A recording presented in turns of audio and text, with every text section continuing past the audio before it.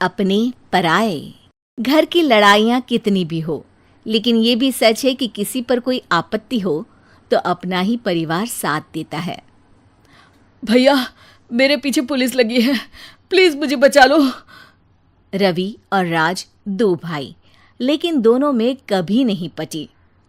अरे क्या हुआ छोटे, क्या कर दिया तूने?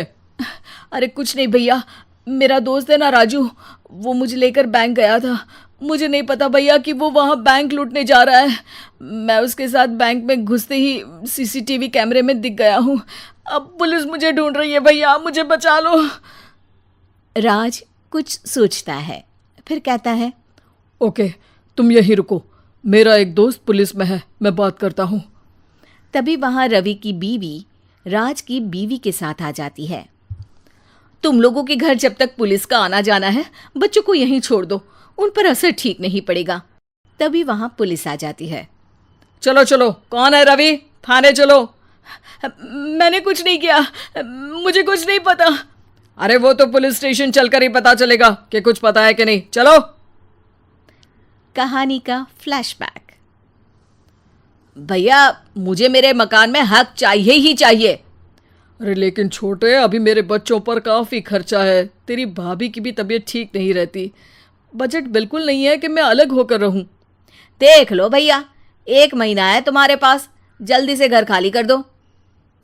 अरे कैसी बात कर रहे हैं भैया, मेरे शरीर में अभी इतनी हिम्मत भी नहीं कि घर को खाली करे। तो क्यों अपना पोषण बेचा भाभी?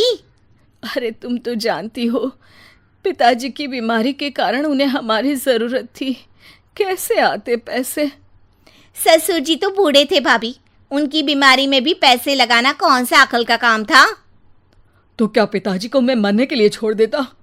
अरे रवि, तू तो समझ, पापा को हमारी ज़रूरत थी, उन्होंने हमारे लिए हर वो काम किया जिससे हमें खुशी मिले। बैक टू रवि, जो जेल में बैठा है।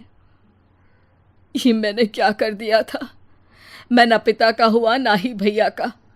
मेरे साथ जो हो रहा है ठीक ही हो रहा है। तभी वहां पुलिस वाला आता है। रवि, तुमसे कोई मिलने आया है। भाभी, आप यहाँ क्यों आई? पुलिस स्टेशन है ये भाभी। भैया, आपकी जगह मेरा भाई होता तो क्या मैं नहीं आती? अच्छा, ये खाना ले लीजिए, खा लीजिएगा। आपके भैया लगे हैं वकीलों और पुलिस वालों से बात करने में, डरने की कोई बात नहीं। जब आपने गुनाह किया ही नहीं तो सज़ा भी नहीं मिलेगी। रवि भाभी को देखकर रोने लगता है। घर में साक्षी चुपचाप बैठी होती है कि तभी सोनम कहती है, अरे साक्षी, क्या हुआ, परेशान क्यों हो रही हो?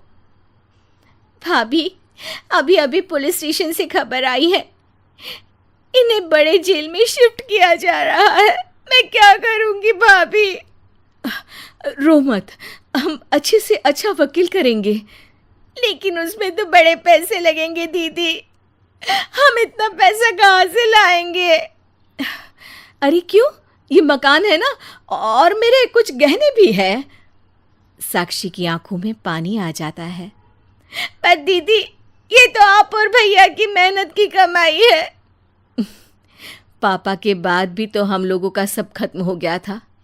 पापा को तो बचा नहीं पाए, लेकिन भैया को ज़रूर बचा लेंगे, और भगवान चाहेंगे ना तो दोनों भाई मिलकर इससे भी बड़ा मकान खड़ा कर लेंगे। साक्षी।